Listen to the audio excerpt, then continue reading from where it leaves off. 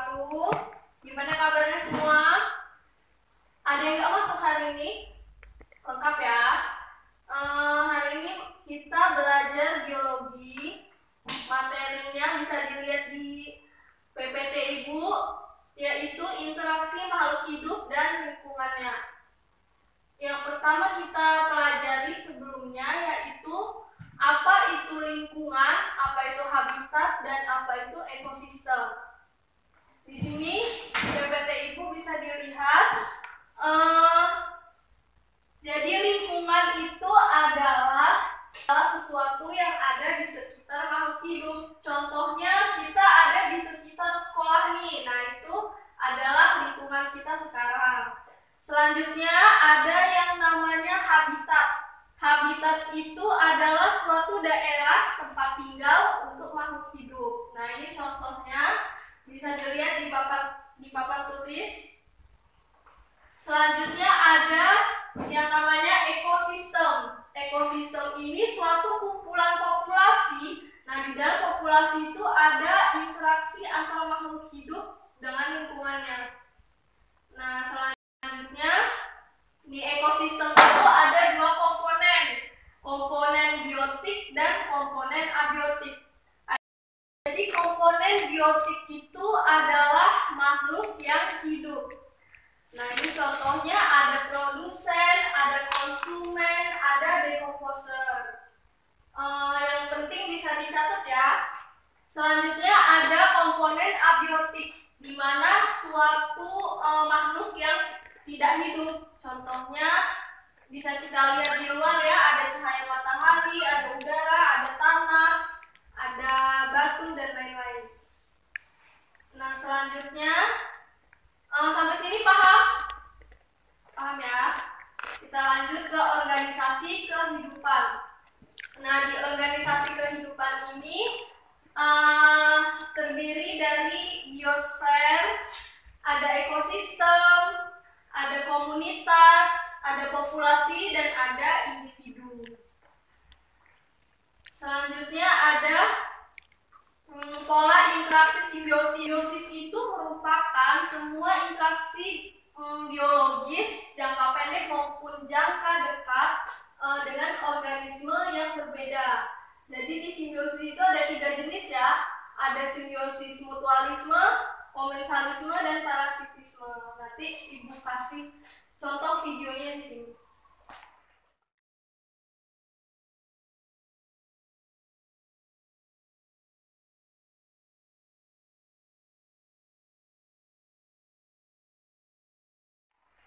Selanjutnya ada rantai makanan.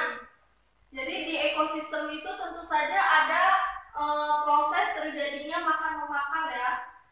Jadi rantai makanan itu adalah perpindahan energi melalui peristiwa makan dan dimakan antar makhluk hidup. Selanjutnya ada jaring-jaring makanan. Nah, jaring-jaring makanan itu merupakan sekumpulan rantai makanan yang berbentuk jaring. Selanjutnya ada piramida makanan. Bisa dilihat ya di situ. Piramida makanan adalah susunan yang menunjukkan perbandingan antara jumlah produsen, konsumen 1, konsumen 2, dan konsumen 3. Jadi bentuknya itu kayak piramida. Nah, itulah materi interaksi makhluk hidup dan lingkungannya untuk minggu ini. Jika ada yang ingin ditanyakan, Ibu persilakan. Gak ada, udah paham semua?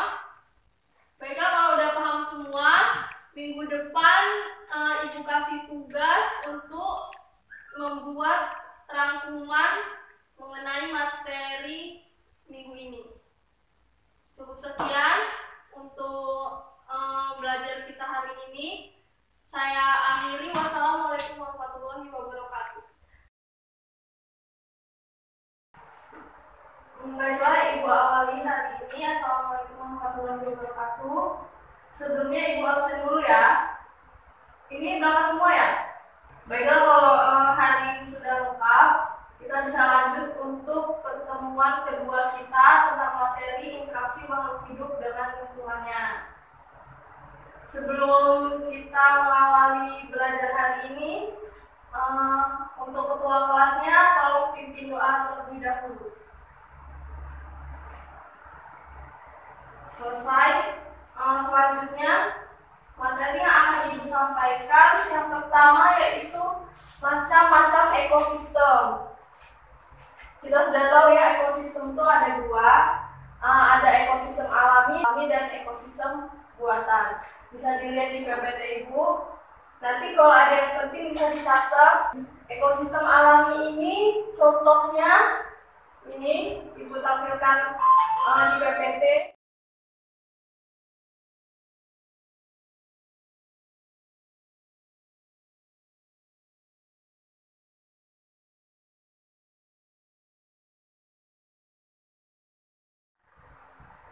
Nah, ekosistem buatan juga ini contohnya.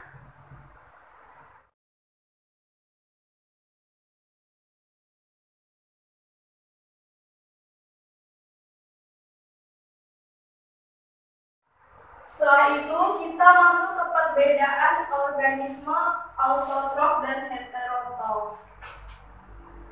Nah, jadi organisme autotrof itu adalah organisme yang bisa membuat atau memproduksi makanannya sendiri. Jadi organisme tersebut itu mempunyai klorofil di dalam tubuhnya.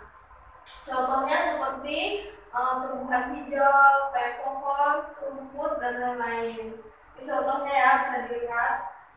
Kemudian ada organisme heterotrof. Nah, organisme ini tuh kebalikannya dari organisme autotrof. Contohnya seperti manusia, hewan yang tidak memiliki klorofil. Sampai sini ada yang mau ditanyakan? Jelas ya? Kalau misalnya jelas, Ibu lanjut ke organisme karnivora, herbivora, dan omnivora. Di sini contohnya bisa dilihat di PPT. Karnivora itu adalah hewan pemakan daging. Herbivora pemakan tumbuh-tumbuhan, dan sedangkan omnivora adalah hewan pemakan segalanya. Nah, selanjutnya ini ada komponen biotik dan abiotik. Nah, pertemuan kemarin kan sudah Ibu jelaskan mengenai komponen biotik dan abiotik. Ini ada saling ketergantungan antara dua komponen tersebut. Misalnya bisa dilihat di PPT ya.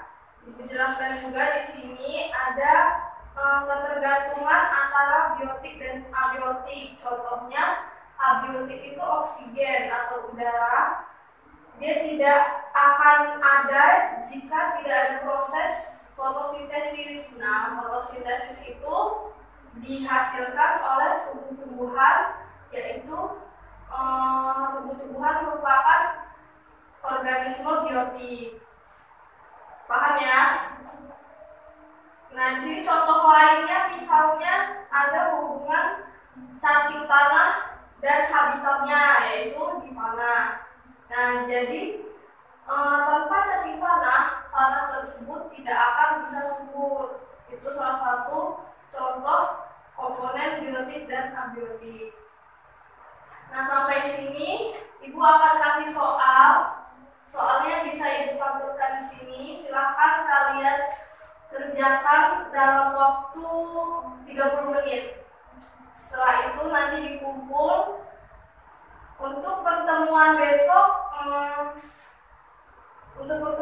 materinya sudah berbeda, bukan materi ini lagi. Jadi diharapkan untuk semuanya bisa dibaca bukunya di rumah. Oke, cukup sekian untuk pertemuan hari ini. Silakan dikerjakan tugas.